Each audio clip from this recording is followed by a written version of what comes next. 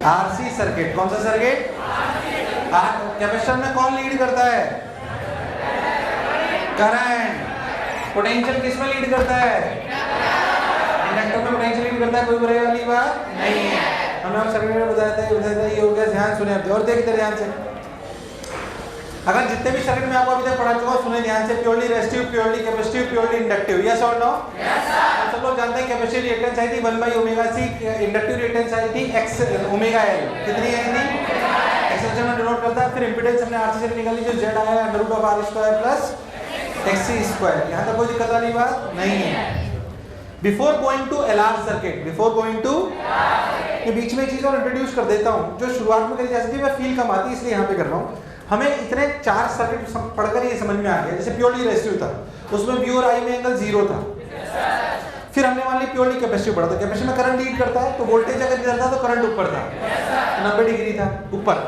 ऐसे अगर इंडक्टर ले तो उसमें नीचे था, है ना। फिर हमने आरसी सर्किट पढ़ा। कौन पढ़ा? आरसी सर्किट पढ़ा तो उसमें I थोड़ा सा आगे था, I थोड़ा सा आगे था, पर वो 90 आगे नहीं था। क्या कुछ आगे था? उधर 10 5, उसमें 5 की वैल्यू आई थी XL/R। आई थी कि नहीं आई थी? यहाँ तक की बात लेवल कर चुके थे। असलियत में इस पूरे खेल में जो भी आप पढ़ते हो, जो भी आपके घरों में जितने भी सर्किट लगे हुए हैं, उन सब में बेसिकली बात होती है एनर्जी की। किसकी? तो पावर क्या है, कितनी एनर्जी आ रही है, क्या है।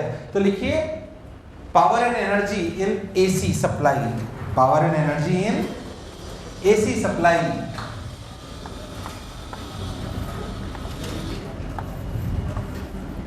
अब एक बात हम समझें। मान लीजिए कि E है E0 sin ωt। E0 sin मान लेते हैं, क्या बात है भाई। अब जब ये किसी भी सर्किट से लगाया जाएगा, सर्किट क्या क्या हो सकते हैं समझे। Pure R, pure C, pure L, LR, RC, LC, LCR, या कुछ भी हो सकता है। पर कुछ भी हो, क्या करंट की इक्वेशन कुछ इस प्रकार की शायद होगी। I बराबर I0 sin ωt + 5। वो 5 नेगेटिव हो सकता है, होगा तो कुछ ऐसे। अब किसी भी इंस्टेंट पे जो बैटरी पावर देती है, जो बैटरी वो क्या होती है? EI। मैं पूछूं किसी भी टाइम t पे क्या पावर है तो EI। E कितना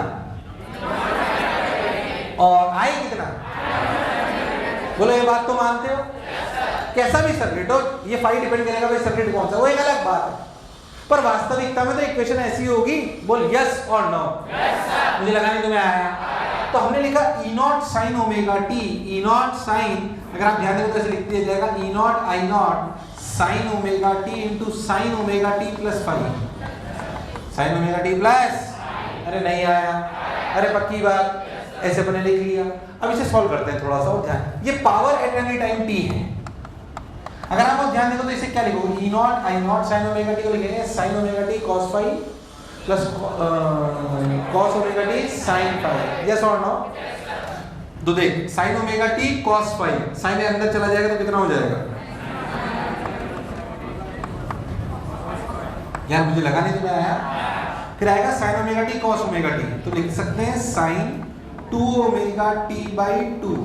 अगर तुम्हें नहीं आया sin phi, तुम्हें समझ नहीं आया, मैं डायरेक्ट लिख दिया। आया नहीं आया? समय के साथ ये टर्म चेंज हो रही है, ये टर्म चेंज हो रही है, पर cos phi sin phi change, मुझे लगा नहीं तुम्हें आया। अब जो ये पावर है ये इंस्टेंटेनियस पावर है। क्या है? हमें इंस्टेंटेनियस से मतलब होता है एवरेज। अच्छा, ये बहुत लंबी लंबी साइकिलें चलती जा रही है तो टोटल एवरेज निकालने के लिए क्या एक साइकिल में निकाल लो? किसमें निकाल लो? तो मुझे पावर थोड़ी चाहिए होती है, ऐसे कोई किसी भी टाइम में 2 सेकंड में पावर नहीं, हमसे पूछी जाती है एवरेज पावर। क्या चीज? तो हम समझते हैं मैथमेटिकल कैलकुलेशन से कि एवरेज पावर जो होगी वो होगी integral of P dt। Integral of P is a function time t, P dt by integral of dt। Integral of P dt upon integral of, अरे कभी तो हाँ ना बोलो। Integral of P dt upon integral dt। क्या करें क्या करें क्या करें? बहुत बढ़िया, बहुत सुंदर, बहुत मजा आया, वाह वाह वाह वाह। अब सोच, जब तू ये करेगा तो सोच E0 I0 cos phi तो बाहर आ गया, इसमें जब तू ये लगाएगा तो sin स्क्वायर का एवरेज हाफ आएगा। अरे तो पहले भी कर चुके हैं यार। क्या आई स्क्वायर आरएमएस में कर चुके हैं? इसका एवरेज क्या आया था? हाफ। क्या आया था? अच्छा साइन 2 ओमेगा टी बाई 2 का एवरेज क्या है? 0। साइन का एवरेज पूरी साइकिल के लिए क्या होता है? यार तुम्हें नहीं आया? आया नहीं आया? डायरेक्ट लिख दूं या पूरा सॉल्व करूं? क्या साइन स्क्वायर ओमेगा टी का एवरेज पहले निकाल चुके हैं? अरे हाँ ना बोल। तो जब उसको करेगा तो ये वैल्यू आएगी E naught I naught cos five by 2 plus 0। ये तो 0 आ जाएगा ना? ये क्या आ जाएगा? 0। तो एवरेज पावर का फॉर्मूला क्या है? पावर एवरेज का फॉर्मूला आया E naught by root 2 I naught by root 2 cos 5। ये 5 वास्तविकता में v और i के बीच का एंगल है। अरे किसके बीच का एंगल है यार? मुझे लगा नहीं तुम्हें आया। किसके बीच का एंगल है? v और i। e naught by root 2 क्या है? e RMS। i naught by root 2 i RMS cos 5। क्या एक नई टर्म आने लगी cos 5? इसे ऑल्टरनेटिंग करंट सप्लाई में बोलते हैं पावर फैक्टर। क्या बोलते हैं? अगर कभी आपने बिल देखे हो आपने स्टडी की तो उसमें एक फैक्टर लिखा होता है पावर फैक्टर। क्या लिखा होता है? अगर आपके घरों में जो आप अप्लायंसेस यूज कर रहे हो उनकी वजह से अगर पावर फैक्टर 0.9 से कम हो जाता है तो सरकार आप पे पेनल्टी लगाने लगती है। ऐसा आपको पता नहीं है पर ऐसा होता है। और अगर आप पावर फैक्टर अच्छा रखते हो, अगर आप पावर फैक्टर अच्छा रखते हो, जितना बड़ा रखोगे ये पावर जितनी सरकार देगी उतनी आप मैक्सिमम यूटिलाइज कर रहे हो। तो सरकार ये कहती है ठीक है आप पैसे दे रहे हो उसके, पर आप वेस्ट कर रहे हो अगर तो हम आपसे पेनल्टी लेंगे। भाई मान रहे हैं हम पैसे दे रहे हो उसके, पर रिसोर्सेज तो सरकार के हैं। अरे यार, तो जो पावर गवर्नमेंट सप्लाई कर रही है वो कहती है कि आप उसे यूज करिए, उसे वेस्ट। ये पावर फैक्टर ये बताता है जितना बड़ा ये पावर फैक्टर होगा, जितना ये 1 के पास होगा, इसका मतलब उतनी ज्यादा एनर्जी को आप यूटिलाइज। आपने सर्किट ऐसा बनाया है यहाँ पे, आपके घरों में आपने ऐसा सर्किट बना रखे हैं ताकि वो सारी एनर्जी कंज्यूम लॉस। भाई मान लीजिए सरकार ने आपको दी है 2 जूल एनर्जी, कितनी थी? जबकि आपने अपने इंस्ट्रूमेंट्स में 1.5 ही यूज ली, बाकी वेस्ट हो गई। तो फिर आपके भी काम नहीं आई, सरकार से भी वेस्ट हो गई, सरकार की तो फिर आप पे पेनल्टी लगा दी। तो सरकार ये कहती है कि आप जैसे अपने पंखे हैं, लाइटें, जैसे एक्चुअली क्या है पावर फैक्टर खराब होते हैं जनरली बड़ी बड़ी मशीनरीज के, जैसे एयर कंडीशनिंग मशीन है तो इनके लिए हमें कैपेसिटर बैंक लगाने पड़ते हैं। अब जैसे इन वाली बिल्डिंगों में तो खैर तुमने नहीं देखा होगा, उस वाली बिल्डिंग में कभी तुम आए हो तो नीचे वाइट कलर के पैनल लगे हुए हैं, तो कैपेसिटर बैंक से बड़ी बड़ी मशीनों के कैपेसिटर मतलब वो बेसिकली पावर फैक्टर को सही करते हैं। मैं उसकी डिटेल में किसी में नहीं जा रहा हूँ, that is not in your courses, but ऐसा रियलिटी में करा जाता है। जैसे जब हम बिल्कुल शुरुआत में बिल्डिंग चालू हो रही थी तो 80-80 हज़ार रुपये पेनल्टी आ जाती थी अगर आपको सर्किट जैसे इसकी अपने लिफ्ट की मशीन्स, ये एयर कंडीशनिंग जैसे उधर एयर कंडीशन लगे हुए हैं, इनके ऊपर बड़े बड़े कूलर लगे हुए हैं। जैसे 3 फेज मोटर्स जो होती हैं, 3 फेज मोटर्स के बारे में मैंने कभी याद कर एक बार बोला था, 3 फेज मोटर करंट सिटी में बोला था। हमारे घर में कनेक्शन कैसे आते हैं? 1 फेज, 2 फेज, 3 फेज। 3 फेज आते 3 फेज है, पर हमारा सिंगल फेज से सब चल जाता है। बड़ी बड़ी मशीनरी चलानी होती है तो उनके लिए 3 फेज मोटर लगानी पड़ती है। उनके पावर फैक्टर बहुत अच्छे होते हैं, फिर उनको अच्छा करने के लिए बहुत सारी चीज़ें करी जाती है, अलग अलग सेटअप है, अलग अलग तरीका है। सो अपने आप में बहुत बड़ी साइंस है, फिर मैं उसमें नहीं जा रहा हूँ। तो बेसिकली आपको समझ में आना चाहिए कि पावर फैक्टर अगर हम चाहते हैं कि सरकार जो हमको एनर्जी दे रही है वो यूज़ करे तो पावर फैक्टर अच्छा होना चाहिए, बेकार होना चाहिए। बिल देखना हमने इलेक्ट्रिसिटी का, उसमें पावर फैक्टर लिखा होता है। नॉर्मली जो हमारे घर में चीज़ें होती है ना, ये छोटे मोटे AC ये सब, तो इनके पावर फैक्टर पहले से ही बनाने वाले ध्यान रखते हैं कि पावर फैक्टर अच्छा हो, पावर फैक्टर खराब होना ध्यान रखते हैं। और बड़ी बड़ी मशीनरी में अगर ध्यान नहीं रख पाए और लगाने वाला सिस्टम बहुत प्रॉपर्ली नहीं लगा पाए तो आपके सर्किट का पावर मतलब आपके पूरे घर का या बिल्डिंग्स का पावर फैक्टर खराब हो सकता है। अगर होता है तो फिर सरकार आपको पेनल्टी लगाती है, हर पावर फैक्टर के बिलिंग पे पावर फैक्टर पे आपके पेनल्टी आती है। और अगर आप अच्छा पावर फैक्टर दोगे तो सरकार आपको रिबेट भी देती है। ऐसा रूल है कि भाई आप अगर पावर फैक्टर 95% 0.95 के ऊपर मेंटेन कर रहे हो पावर फैक्टर, शानदार, इसका मतलब आप प्रॉपर यूटिलाइजेशन कर रहे हो, आपने इतनी बढ़िया चीज़ें लगाई है, सिस्टमेटिक ढंग से लगाई है, तो फिर आपको सरकार रिबेट भी देती है, पैसा रिवर्स होता है वापस। बिल देखा ही नहीं कभी, यूपी बिहार वाले बिजली का बिल देना पड़ता है। अच्छा, हमारे यहाँ तो कभी बिल नहीं आया, बिजली जरूर आती है। बिल देते हो? ये RMS कॉस्ट आई, पावर फैक्टर, क्या चीज? इसे बोलते हैं पावर फैक्टर। अगर खैर आपके लिए ज़्यादा उसको लेन देना नहीं है, मैं तो इसे बता दी हूँ बात एक्स्ट्रा। ये पावर फैक्टर कहलाता है RMS कॉस्ट। इसको ऐसे भी तो लिख सकते हैं, ध्यान से देखिए आपको अगर बात समझ में आए। तेरे को अगर कोई भी सर्किट में आप बहुत ध्यान से देखो तो चल पहले इसे उतार फिर बताता हूँ, इसे उतार, ये सब उतार ले।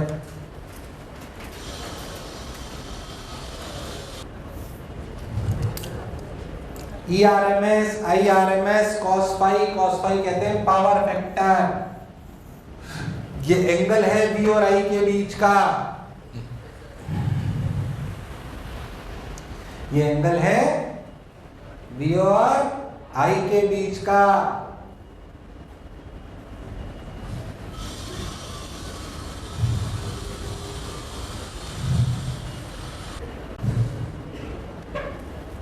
तो I बराबर I naught sine omega t plus pi, E बराबर E not sine omega T, E not I not cos pi by 2 खत्म। अब चलो हो गई ये बात, अपने को समझ में आ गई। इसमें मैं वापस आऊंगा, पहले अपने जो 2 सर्किट बाकी है उनको और पढ़ लेते हैं। कौन से बाकी? वैसे 3 बाकी हैं, LR, LC और LCR।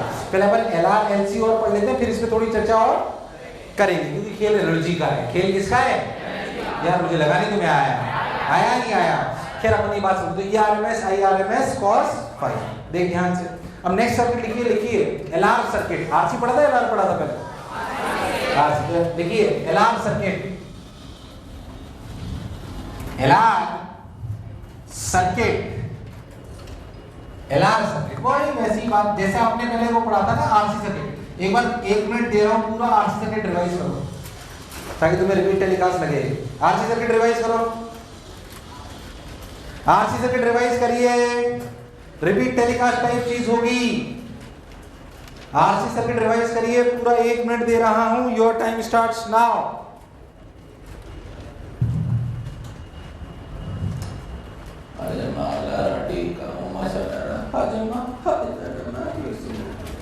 डिस्टर्ब मत हो, 1 ही मिनट है, 15 सेकंड तो निकल भी गए।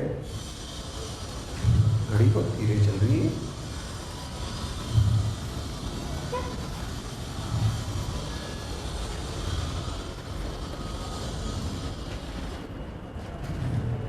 हो गया? अरे पढ़ लिया? देखो LR सर्किट, कौन सा सर्किट? कोई अपन जो पढ़ा, ऐसे R ले लो, ऐसे क्या ले लो L। अब अपने को समझ में आता है कि अपने को करना क्या है। मैं आपको डायरेक्ट समझाता हूँ, ध्यान से देखिए। यहाँ पे अगर करंट आ रहा है I बराबर I naught sine omega T, I बराबर I नॉट, तो यहाँ पे प्लस माइनस VR, यहाँ पे plus minus LDI by DT। कुछ याद है कि भूल गए हो?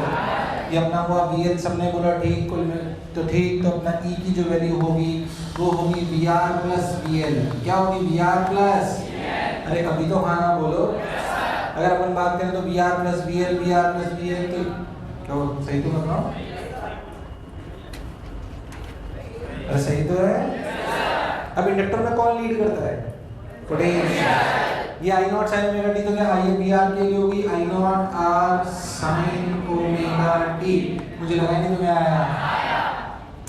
VL क्या लिखेंगे? I naught XL sine omega t plus pi by 2। मुझे नहीं आया, ध्यान से देख। तो I naught under root of R square plus XL square. समझ में आ रहा है क्या? क्या समझ में आ रहा है? ध्यान से देख, चलो मुझे बताता हूँ। क्या इन दोनों को वेक्टर की तरह जोड़े? किसको? I नॉट R और I नॉट XL को। तो I नॉट R इधर ले लो, तो I नॉट XL कहाँ ले लो? ऊपर। तो याद कर, हमने शॉर्ट ट्रिक बताई थी, I नॉट को लिखने की जरूरत नहीं है। क्या इन दोनों के रिजल्टेंट ऐसे आएगा? क्या इसे under root of R square plus XL square, इसे क्या बोलेंगे? Z।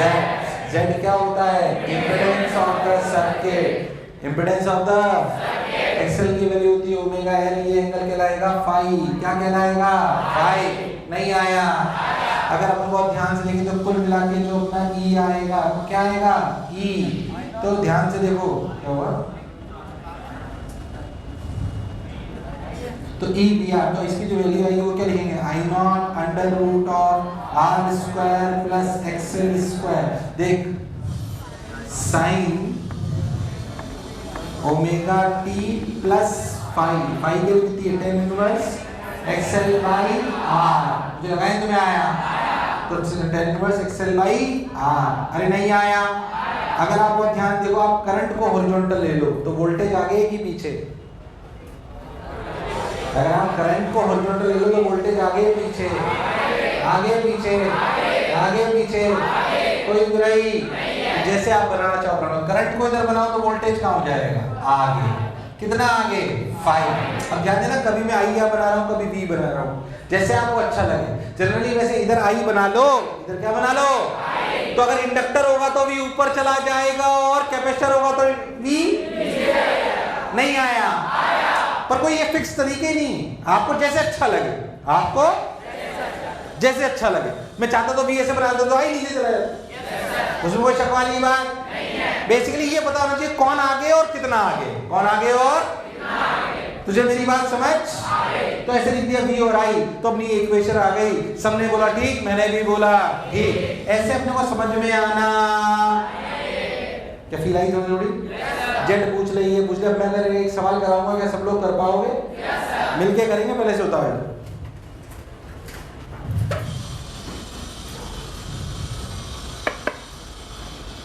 चलो एक सवाल करते हैं, मिलके अच्छा लगेगा। देखिए, मान लीजिए आपको बोला जाए एक रजिस्टर ऐसे, मैं अपन मिलके करते हैं, मैं जो छोटी छोटी चीज पूछूंगा सब लोग बताएंगे मुझे, छोटी से लेकर टफ सब पूछ लूंगा मैं एकदम। मान लीजिए इसकी रेजिस्टेंस 6 ओम, कितनी है 6 ओम। एक्सेल आपको बोल दिया 8 ओम, कितना 8 ओम। मान लीजिए बोल दिया E बराबर 20 sin omega t, 20 sin omega t। अब तो सिंपल लेते हैं, पावर एंगल से कर लेंगे। तो जो मैं बोला चमका। चलिए खुद बताइए, सबसे पहले क्या निकालना चाहिए? ये रब कर दूं? अरे रब कर दूं? अरे पक्की बात है ना। सबसे पहले z निकालना चाहिए, उसमें सारी बातें क्लैरिटी दे दी। मैं तो पता है सिंपल एक तरीका कर रखा है मैं तो, जैसा भी कभी भी सर्किट आए। क्या सबसे पहले बताओ E नॉट कितना? क्या सब लोग बोलते जाएंगे E नॉट, E RMS 20/10√2 लिख दूं। अब आ जाती है z निकालने की। क्या निकालने की? z निकालने के लिए मैं कुछ चीजें रट रखी है सिंपल। r को बनाओ ओरिजेंटल, r को बनाओ।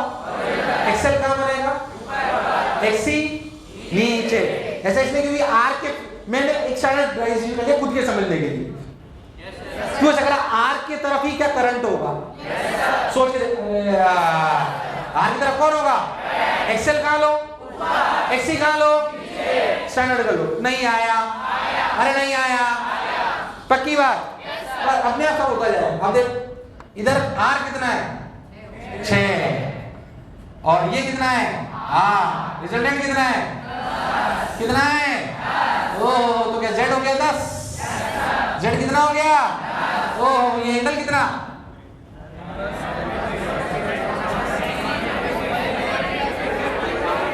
ये एंगल कितना? ये एंगल कितना? ये एंगल नहीं बता पा रहे। ये 6 8 ये 10, तो ये एंगल कितना? कितना? अभी भी गलत बोल रहे हैं यार, तुम एंगल निकाल पाए 53। ये कौन सा एंगल होता है? कौन कितना एंगल है? 53। ध्यान से देखो तो इंडक्टर में कौन आगे होता है? यानी कि अगर करंट लो इधर तो पोटेंशियल होगा आगे, और कितना आगे होगा? 3 पाई। मुझे लगा ही नहीं तुम्हें आया, ऐसा जेड निकल आया, ये निकल आया, ये निकल आया। चलिए मैं आपसे पूछता हूं, आई नॉट, आई नॉट सब लोग बोलेंगे दो कैसे? क्या I naught is E naught by Z? I naught is, अरे तो इतनी देर से पढ़ रहे हैं। आई नॉट बराबर ई नॉट बाई जेड होता है, पर I as a function of time t equals to E as a function of time t by Z नहीं आया। आई नॉट के लिए कितनी आई? 2। कितनी आई?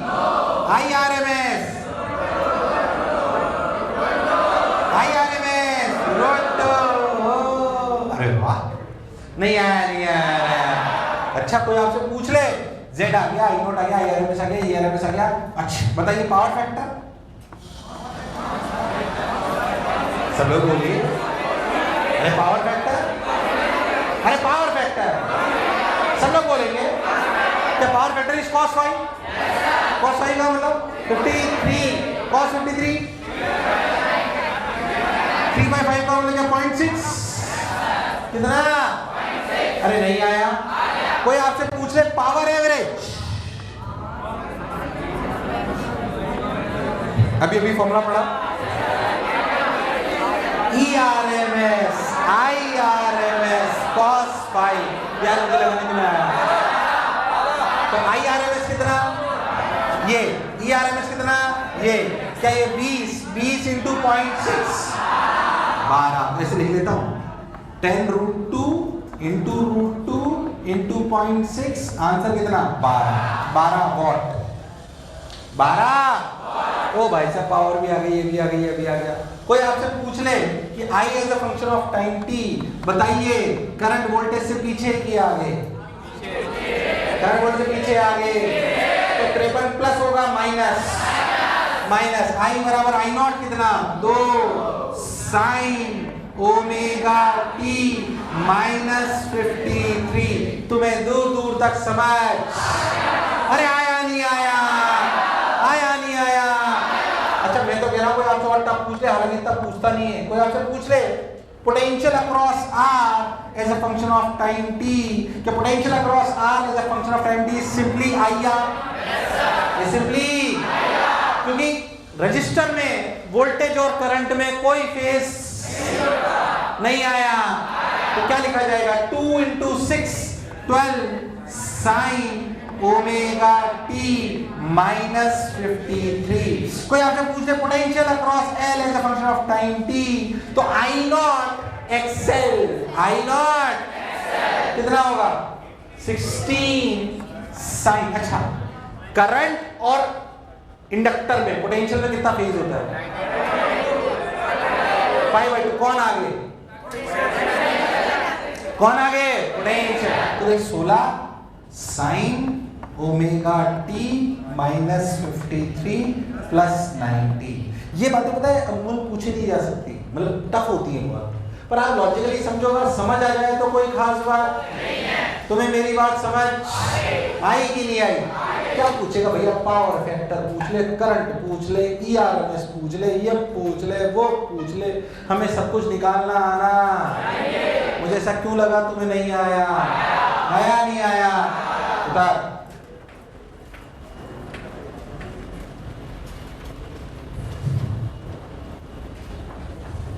तो अगर बहुत ध्यान से देखें तो cos फाई जो लिखा जाएगा ना, उसको ऐसे रख सकते हो आप R/Z। cos फाई को क्या रख सकते हो R/Z, क्या रख सकते हो, देखिए RC में भी काम करेगा। cos फाई को रख लो R/Z, R/Z। तो जो भी तूने पढ़ा उसमें देख, अगर तू बात करें प्योरली रजिस्टर सर्किट,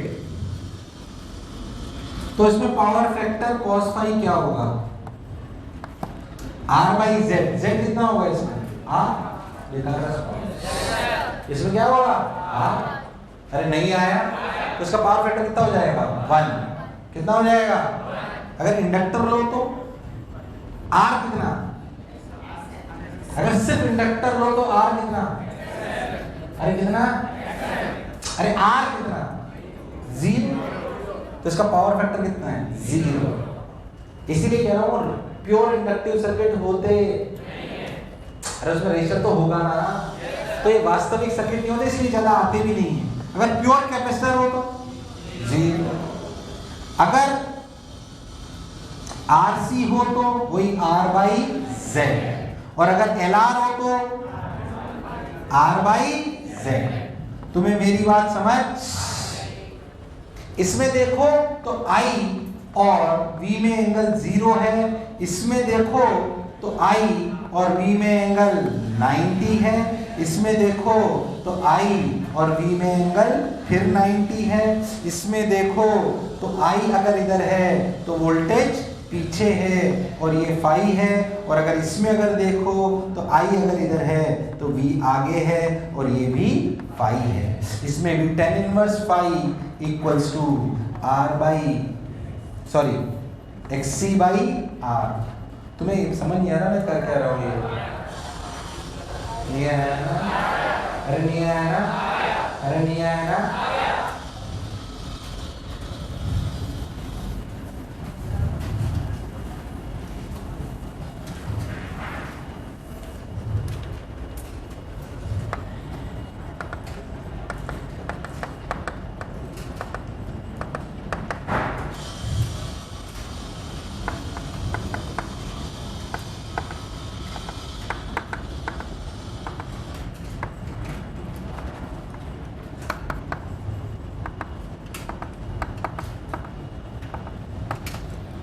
इसको कई फॉर्मेट में लिखा जा सकता है पावर के फॉर्मूले को, इसलिए आपको सारी कहानी बता रहा हूँ। जैसे मुझे याद है, आपको याद होना, एक मिनट, तुम्हें बात समझ आई कि सन्नाटे में हो? अरे आई कि नहीं आई, है ना? अगर हम पावर के बारे में देखें तो हमें समझ में आएगा ERMS, ये तो हमें समझ में आता है ERMS = IRMS × Z। किसी भी जनरल सर्किट के लिए क्या ERMS = IRMS × Z लिख सकते हैं? yes, और हम जानते हैं कि पावर होती है ERMS IRMS cos phi। cos phi को क्या लिख सकते हैं? R/Z। अच्छा सोचो, IRMS को क्या लिख सकते हैं? ERMS/Z। तो कैसे ऐसे नहीं लिख सकते? E² RMS R/Z²। डिपेंड करता है आपको डेटा में क्या दे रखा है, जिस हिसाब से दे रखा हो उस हिसाब से फॉर्मूला लगाएं। कभी अगर ERMS दे रखा हो तो कैसे लिख सकते हैं? I² RMS, इसको लिख लो IRMS/Z। तो क्या Z ने Z को, तो आंसर क्या गया? I² RMS × R। तो ऐसे भी यूज ले सकते हो, ऐसे भी यूज ले सकते हो, ऐसे भी यूज ले सकते हो, और ऐसे भी यूज ले सकते हो। जो आपसे पूछे, जैसे आपसे पूछे, आपको क्लैरिटी होनी। मुझे ऐसा क्यों लगा, तुम्हें मेरी बात समझ अरे आई कि नहीं आई? उतार लीजिए। तो ERMS IRMS cos phi, ERMS IRMS R/Z। हिचकाऊं हिचकाऊं हिचकाऊं हिचकाऊं हिचकाऊं हिचकाऊं।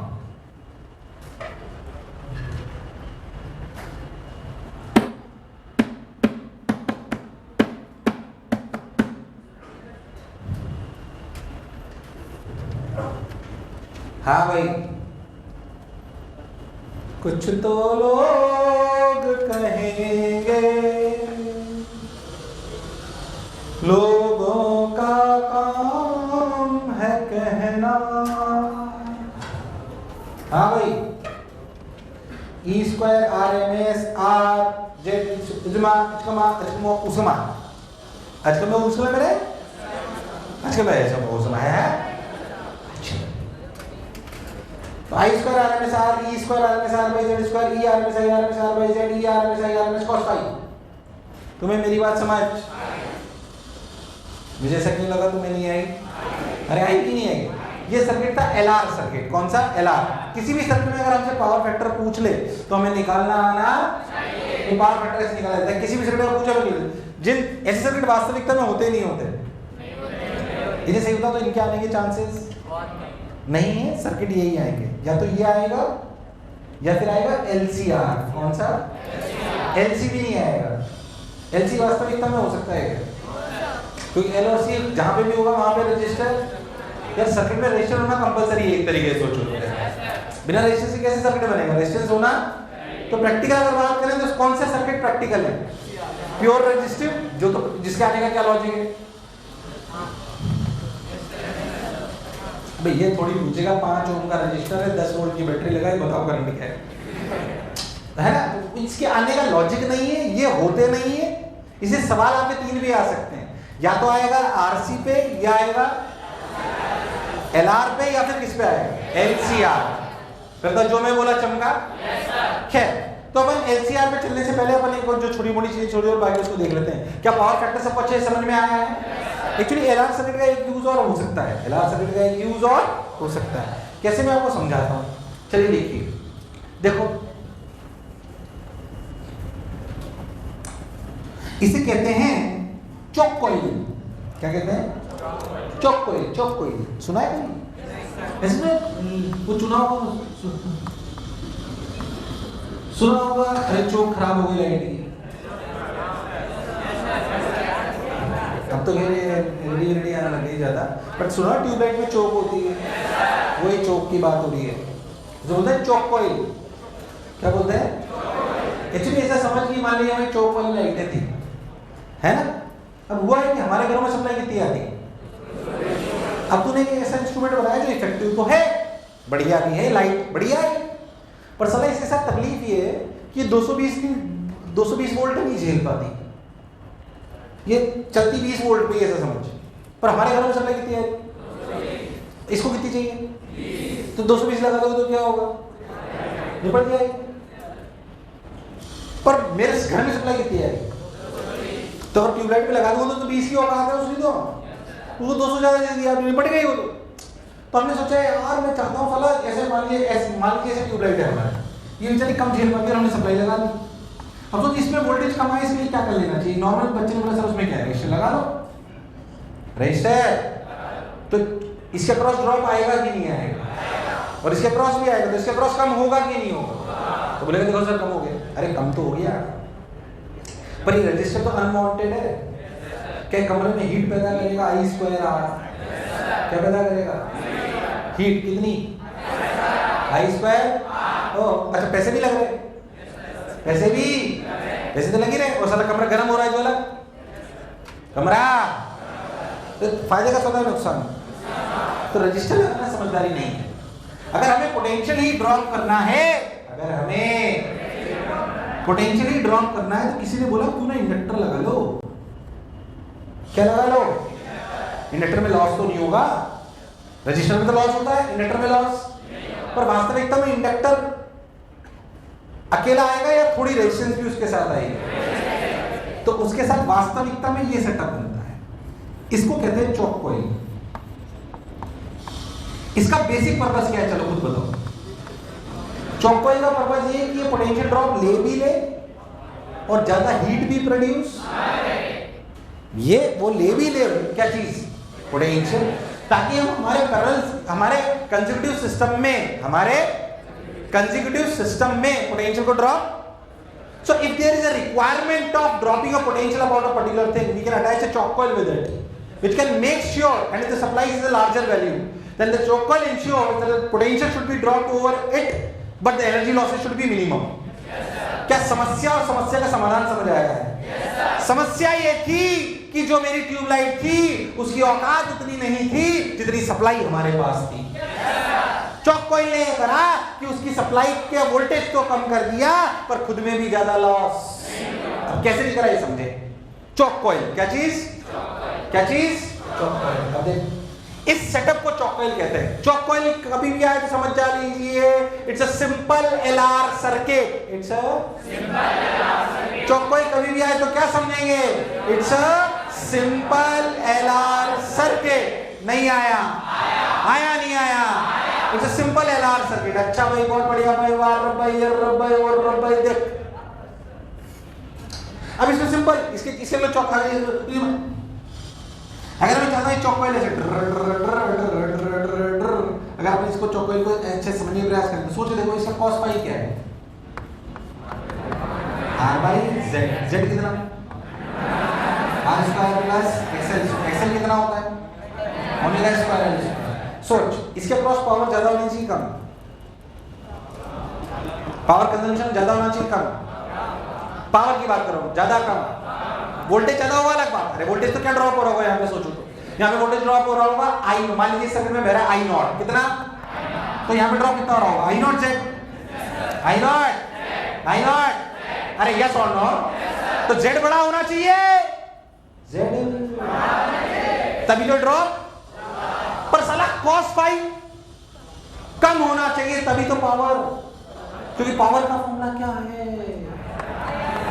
IRMS into ERMS into, अरे नहीं, cos फाई छोटा होना चाहिए बड़ा होना? छोटा बड़ा? तो पावर लॉस अगर कम होना है तो cos फाई छोटा होना। आइडियल कंडीशन में क्या cos फाई 0 होना? अब सोच, cos फाई तो हो छोटा पर Z हो, ऐसा कब होगा? फॉर मिनिमम लॉसेस क्या cos phi should be smaller? नहीं आया। But for decent drop across choke coil, Z should be decent and larger ना। Z होता है under root of R² plus ω/L का होल स्क्वायर। अब सोच, cos फाई होना चाहिए छोटा और Z होना चाहिए, सोच ऐसा करने के लिए क्या होना चाहिए? R होना चाहिए छोटा और एल होना चाहिए। तुम्हें नहीं आया? अरे आया कि नहीं आया? आप क्या चाहते हो कि ड्रॉप तो हो जाए पर लॉस ज्यादा। लॉस कम करने के लिए पावर फैक्टर कम होना। नहीं आया? पावर फैक्टर कम होना तो cos pi equal to R by Z, तो आर छोटा होना। आर छोटा होना चाहिए, पर अगर जेड को बड़ा रहना है तो एल बड़ा होना। तो जब भी अगर आपका चौक कॉइल का सवाल आए तो समझ जाओ it's a simple LR circuit. और याद रखो कई बार ये सवाल आ चुका है, अ गुड चौक कॉइल है। अब ऐसे ऑप्शन मिलेंगे, अ गुड चौक कॉइल है, low inductance low resistance, high inductance high resistance, low inductance high resistance, high inductance low resistance, high inductance low resistance. ऐसा क्यों? बोलो क्लियर है? समस्या क्या थी? बोलो क्लियर है? समाधान क्या एलआर सर्किट ने दिया? कैसे दिया? बोलो समझ आया? उसकी क्या क्वालिटी होनी चाहिए? समझ आनी? मुझे लगा नहीं तुम्हें आया। अब जो अच्छा लगे वैसे लिखो, मैं इसके अलावा और कुछ नहीं बोल रहा हूं। अब चौक कॉइल के बारे में आपको जो लिखना हो वो लिखिए।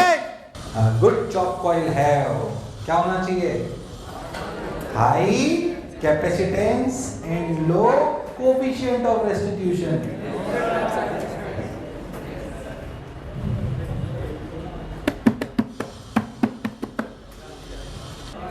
इधर देखिए, तो चौक कॉइल है, हाई इंडक्टेंस एंड ये क्वालिटी उसकी होनी। चौक कॉइल देखते ही क्या हम एलआर सर्किट समझ जाएंगे? है ना? ठीक भाई, चलिए बात खत्म हो। मैं आपको एक छोटा सवाल और दिखाता हूं जो प्रैक्टिकली लैब में यूज करें। जैसे मान लीजिए तुम्हारे पास एक इंडक्टर है, क्या है? ऐसे ही पढ़ा मिलेगा। ओके ओके, अगर इंडक्टर है उसे यूज लेना तो उसका एल भी पता होना चाहिए और आर भी। अब तू लैब में ले आया तो कैसे निकालेगा? उसका एक तरीका है, लिख लिख। An inductor, when an inductor is connected to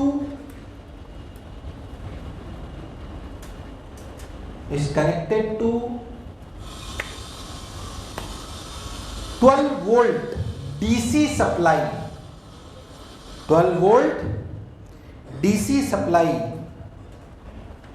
when an inductor is connected to 12 volt DC supply, steady state current is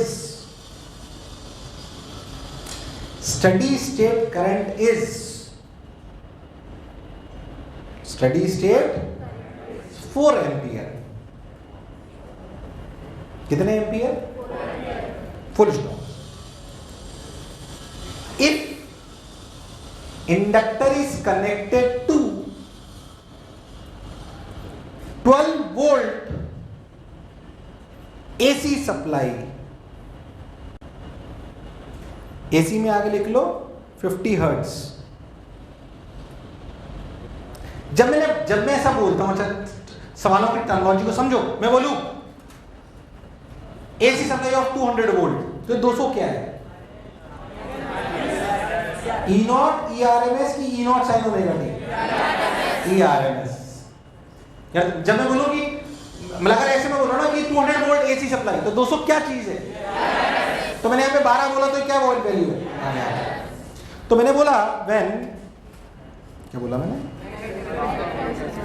if inductor connected 12 volt AC supply at 50 hertz, then current in the circuit is 3 ampere. Then current in the circuit is 3 ampere. Find L and R. Find L and R. Find L and R. Find L and R. Find L and R. Find L and R.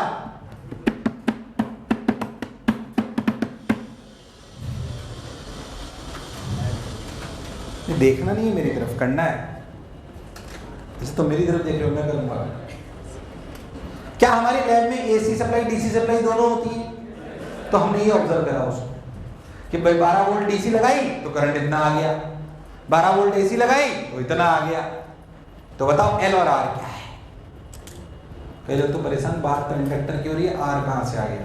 अब inductor अगर बोला हो तो उसमें inductance भी होगी और resistance भी होगी।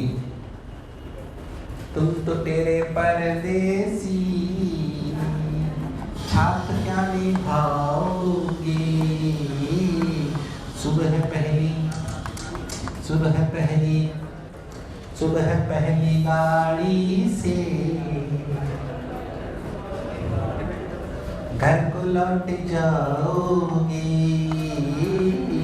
तुम तो तेरे परदेसी साथ क्या निभाओगे, सुबह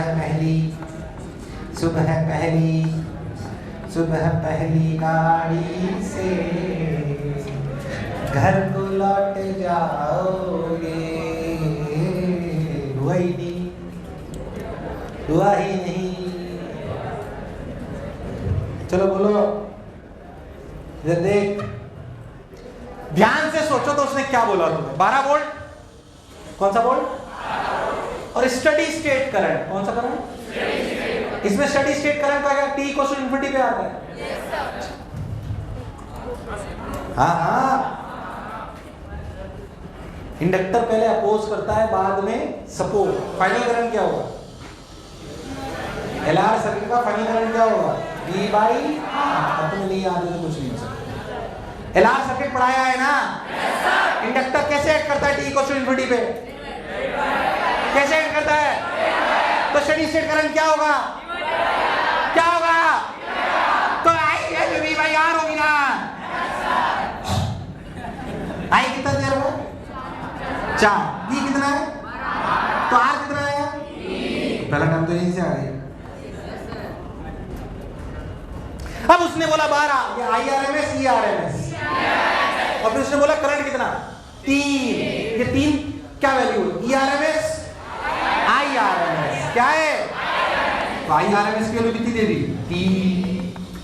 तो 3 इक्वल्स टू 12 बटे XLR की Z। क्या चीज?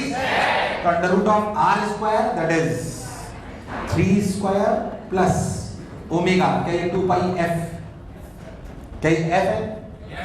ओमेगा क्या होता है? 2 पाई F, यानी कि 100 पाई। कितना? तो 100 पाई L का होल स्क्वायर। इस इक्वेशन से क्या निकल आएगा? सवाल खत्म।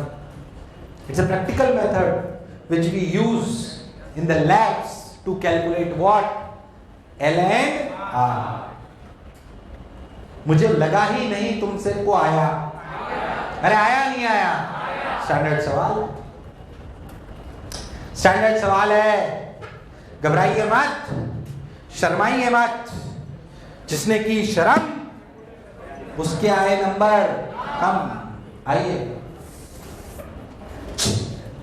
एक तुम्हें समझ नहीं आया ना? अरे आया नहीं आया? चल नेक्स्ट देखो, एलसी सर्किट। हालांकि टाइम पास है पर सुन लो फटाक से। एलसी सर्किट, कौन सा सर्किट? LC circuit. देखिए एलसी सर्किट, एलसी सर्किट क्या कहता है भाई? एलसी सर्किट क्या कहता है भाई? एलसी सर्किट कहता है कि एलसी सर्किट कोई एल और सी। अब क्या ये वास्तविकता में आएगा या नहीं आएगा? नहीं है। फिर भी एक बार जल्दी से पढ़ लेते हैं। अगर हम आर होता, मैंने आपको शॉर्ट ट्रिक भी बताई थी, अगर अपना आर होता तो इधर बनाते, पर आर तो है ही नहीं, डॉट डॉट लाइन बनाते। एक्सेल किधर? ऊपर। एक्सी किधर? नीचे। तो जेड कितना बचेगा? एक्सेल माइनस एक्सी का मॉड। एक्सेल बड़ा हुआ तो ऊपर, एक्सी बड़ा हुआ तो नीचे। नहीं आया। अगर एक्सेल डोमिनेट करेगा तो वोल्टेज आगे होगा। अगर एक्सेल बड़ा हुआ किससे? एक्सी से। तुम्हें नहीं आया। अगर एक्सेल बड़ा हुआ एक्सी से तो जेड की वैल्यू होगी एक्सेल माइनस एक्सी। और अगर इंडक्टर लीड करता है तो क्या करंट और वोल्टेज में एंगल 90 डिग्री हो जाए? यार मुझे लगा नहीं तुम्हें आया।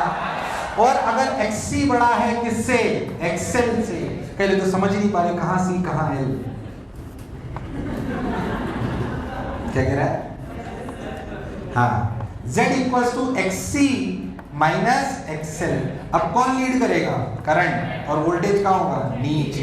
क्या दोनों केस में पावर फैक्टर 0 है? दोनों केस में पावर फैक्टर। अब जैसे सिचुएशन आया वैसे कर लेना, पूरा बता कि समझ आ गया है। अरे आया कि नहीं आया? क्या टाइम पास नहीं करता? आता तो है नहीं वो। पहले तो जो मैं बोला क्या चमका? अरे नहीं आया। आया नहीं आया? उतार लो।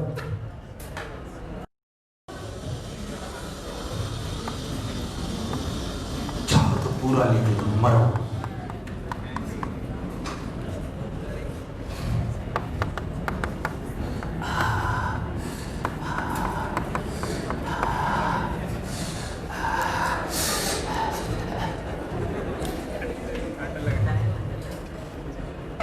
इधर देख, I naught equal to E naught XL minus x.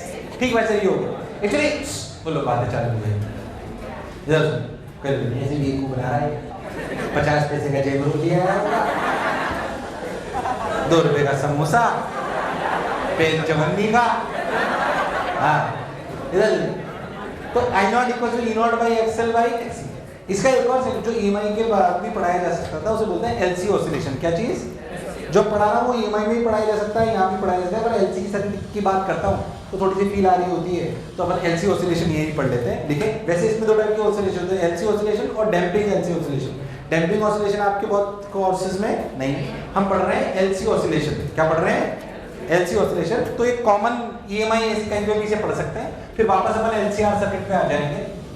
Heading डालिए एलसी ऑसिलेशन। एलसी ऑसिलेशन ये थोड़ा सा अलग है, ध्यान से सुने। एलसी ऑसिलेशंस क्या है एक्चुअली, होता क्या है सुने अच्छे से, फिर उतार लेना। इंडक्टर में किस, अरे तुम्हारी तो इंडक्टर में किस फॉर्म में एनर्जी होती है? Magnetic field. कैपेसिटर? शाबाश। अच्छा इंडक्टर क्या अमिताभ बच्चन है मोहब्बतें का? जैसे परिवर्तन पसंद? अरे हाँ ना बोल। अब मान ले तेरे पास एक कैपेसिटर है जिसमें चार्ज था Q0 और ये कितना था? कहीं कोई रजिस्टर नहीं मान रहे हैं, आइडियल कंडीशंस मान रहे हैं, और ये इंडक्टर है। T इक्वल टू 0 पे तूने इसे क्लोज कर दिया। जैसे ही क्लोज करेगा कैपेसिटर क्या चाहेगा कि पूरा चार्ज Q0 फ्लो करके यहाँ आ जाए और कैपेसिटर 0 हो जाए। तो वो एकदम से करना चाहेगा। अगर इंडक्टर नहीं होता तो खुद जा, अरे यस और नो? तो वो तो चाहेगा फ्रैक्शन ऑफ सेकंड्स में हो जाए। फ्रैक्शन ऑफ सेकंड में अगर ये होना है तो क्या करंट इनफाइनाइट हो जाएगा? पर ये बात किसको नहीं पसंद है? इंडक्टर कहता पागल है साले, इतनी जल्दी करंट बढ़ने दूंगा मैं तेरा? अरे यार हाँ ना बोल। तो इंडक्टर कहता है साले बढ़ना है तो धीरे धीरे बढ़ना है तो होता क्या है, जैसे क्लोज करते हो इसका चार्ज घटने लगता है Q, ये माइनस Q, और करंट बढ़ता रहता है।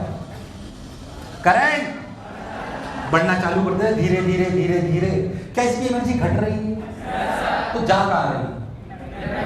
हाँ पहले स्क्वायर। हाँ या नहीं आया? और जैसे जैसे ऐसा हो रहा है चार्ज घट रहा है और करंट बढ़ रहा है। अब क्या हुआ कि कैपेसिटर पे चार्ज 0 हो गया घटते घटते। इस समय करंट क्या हो जाएगा? मैक्सिमम। क्या हो जाएगा? या नहीं आया? कैपेसिटर में फोन करा इंडक्टर, भाई साहब डिस्चार्ज हो गया, करंट 0 कर दो। इंडक्टर में ना पागल है साले तू, इतनी देर से साला करंट बढ़ा रहा था, कह रहा बढ़ते बढ़ते एकदम से 0 कर दूं। घटाऊंगा तो धीरे धीरे, घटाऊंगा तो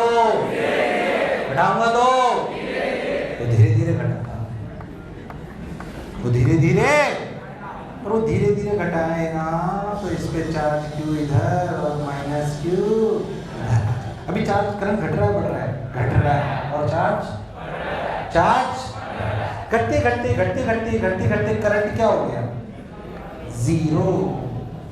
वापस करंट क्या हो गया? 0। यहाँ चार्ज कितना आ गया? Q0। यहाँ कितना आया? माइनस। इंडक्टर ने फोन करा कैपेसिटर को, खुश। उसने बोला कद्दू खोद साले में तो फिर चार्ज हो गया, अब मैं डिस्चार्ज होऊंगा। अब मैं नहीं आया, अब मैं क्या होऊंगा? तो फिर वो डिस्चार्ज होगा। कैसे? पर इंडक्टर बोलता है साले डिस्चार्ज होगा तो, क्योंकि वो अमिताभ बच्चन है कहाँ का, जिसे परिवर्तन पसंद, प्यार करो पर अब करंट बढ़ रहा है। क्यों? और कोई बुराई वाली बात नहीं आया, नहीं आया, नहीं आया। अब ये करंट बढ़ा, करंट चार्ज घटा, घटते घटते क्या हो गया, जीरो। इस समय वापस करंट क्या हो गया, मैक्सिमम। करंट वापस क्या हो गया, मैक्सिमम। देखो डायरेक्शन को गड़बड़ नहीं करूँ, अरे हाँ ना बोले यार। फिर जैसे आई मैक्सिमम हुआ, कैपेसिटर ने बोला अब तो करंट जीरो बढ़ गया, इंडक्टर ने बोला साले पागल हो गया है क्या, फिर चार्ज बढ़ना चालू हो गया, Q और माइनस Q, और करंट घटना चालू हो गया। क्या इसके बाद वापस ये सिचुएशन आएगी? क्या ये साइकिल है? क्या ये प्रोसेस ऑसिलेट होता रहेगा? इसलिए इसे क्या बोलते हैं, LC ऑसिलेशन। क्या बोलते हैं? मुझे लगा नहीं तुम्हें आया। इसे क्या बोलते हैं, LC ऑसिलेशन। इसमें हो क्या रहा, देख इस जगह एनर्जी कितनी है, Q0 स्क्वायर बाई 2C, ये जीरो। यहां कितनी, Q square by 2C plus half LI square. यार तुम्हें नहीं आया, आया नहीं आया? सोच लो, अगर कोई रजिस्टर नहीं है तो लॉस, तो ये energy Q0 square by 2C के बराबर होना चाहिए। जब पूरा का पूरा I मैक्स हो गया तो इसमें एनर्जी क्या होगी, जीरो।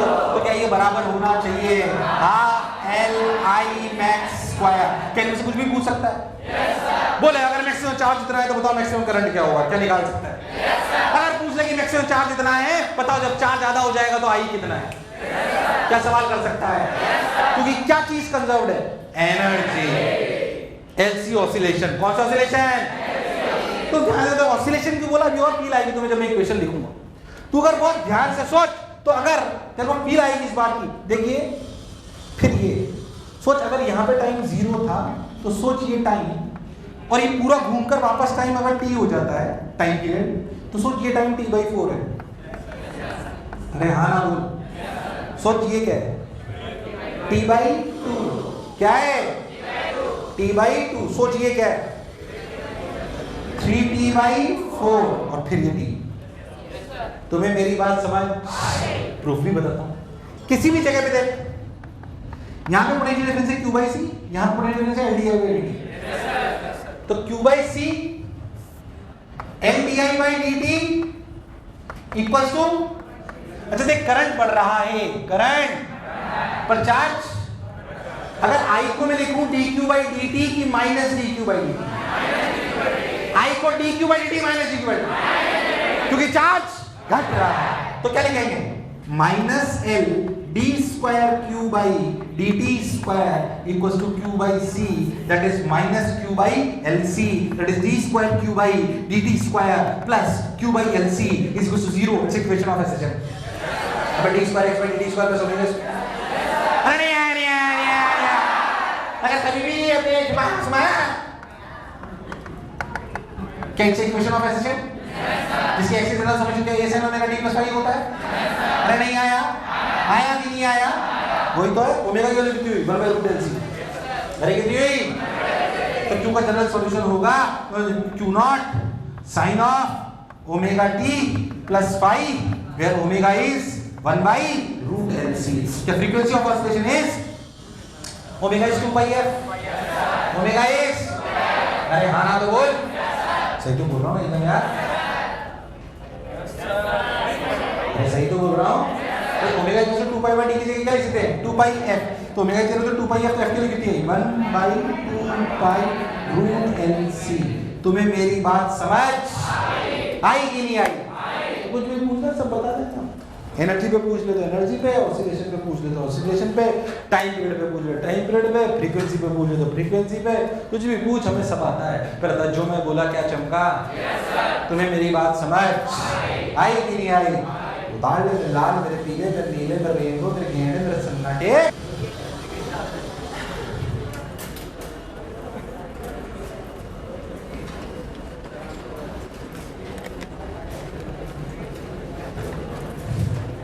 चलो मैं तुम्हें एक और, पहले तो क्या LC circuit, sorry LC oscillation समझ आया है? कौन सा ऑसिलेशन है ये? LC oscillation, clear? मैं चलो तुम्हें एक अच्छी चीज और बताता हूँ, ध्यान से देखें। इधर देख,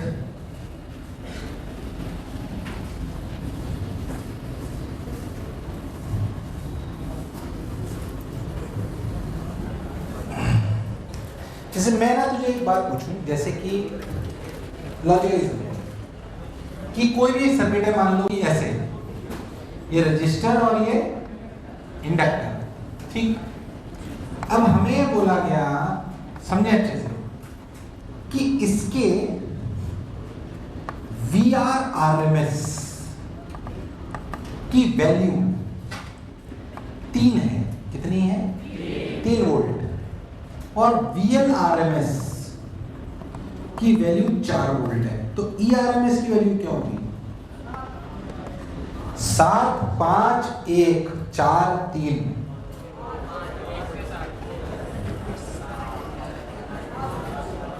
मैं तुझे 2 सवाल देता हूं।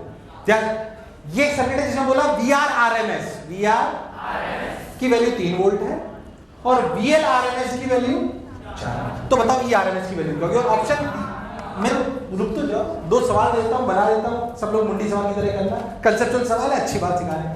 ए ऑप्शन है 4, बी ऑप्शन है 3, सी ऑप्शन है 5, डी ऑप्शन है 7 और ई ऑप्शन है 1। एक सवाल और बोला, ऐसा ही कोई सर्किट है जिसमें at time t equals to t पर, at time t equals to VR की वैल्यू है 3 वोल्ट और VL की वैल्यू है 4। At any time t VR की वैल्यू कितनी है और VL की कितनी है? 4। इतना दिए। फिर ये ऑप्शन है। अब मुंडी सवाल है। कैसे सवाल है? मुंडी। मेरे सवाल सबको समझ आया है ना?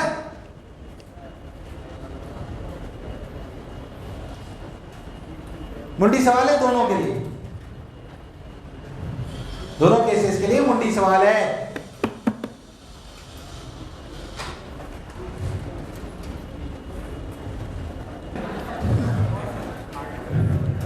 हाँ, दोनों सवालों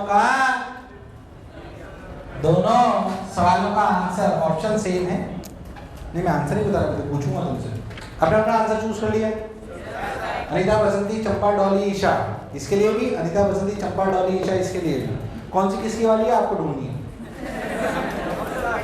अरे हाँ ना बोले यार, कोई बुराई वाली बात नहीं।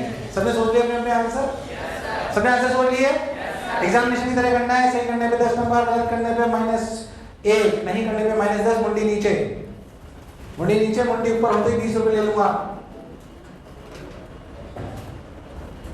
आसपास वालों के आंसर नहीं दिखने चाहिए। हाँ, पहले वाले के लिए अनीता, बसंती, चंपा, डॉली, ईशा,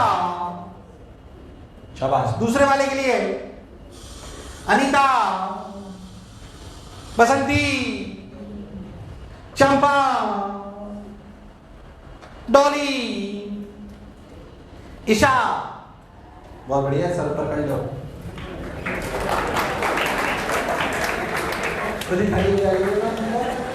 आपसे सहयोग बहुत अच्छा है। इधर सुन, ध्यान से सोच। क्या चीज? ध्यान से सोच। तो VRRMS है क्या? IRMS R. अरे इसमें जो भी क्रम है उसका IRMS आ रही तो VRRMS होगा। अरे जो भी यहाँ पे RMS होगा वो क्या होगा? IRMS into R। अच्छा, ये होगा VRRMS। क्या होगा? VRRMS। अच्छा, ऐसे VLRMS क्या होगा?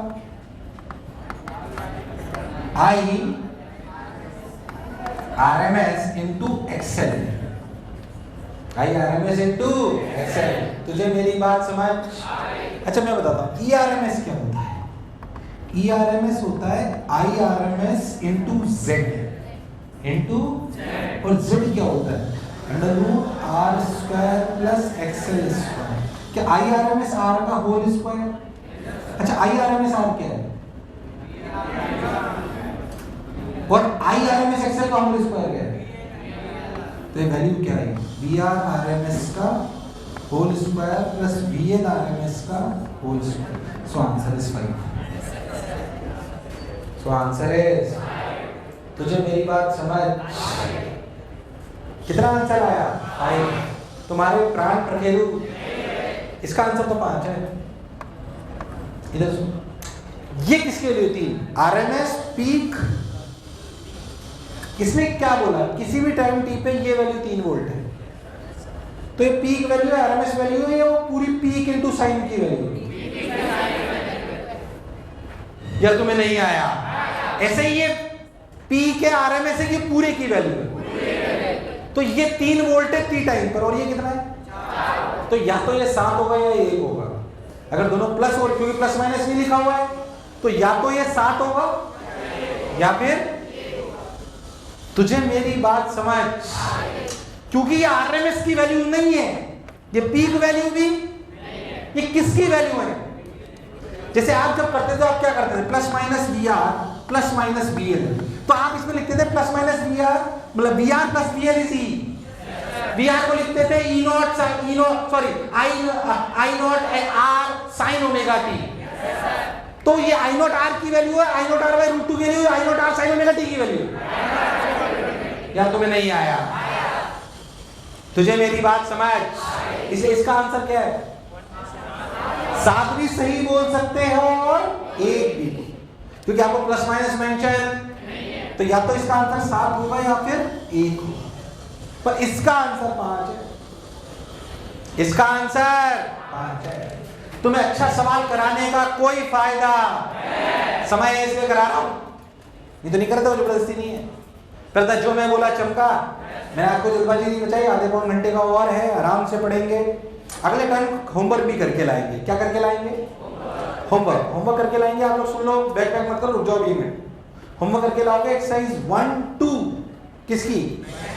मैग्नेटिज्म की। एक्सरसाइज 1 2 और 2 का लेवल 1 किसकी? और इसके आगे का पढ़ा LCR सर्किट और ट्रांसफॉर्मर। LCR सर्किट और ट्रांसफॉर्मर, बोलो क्लियर है ना?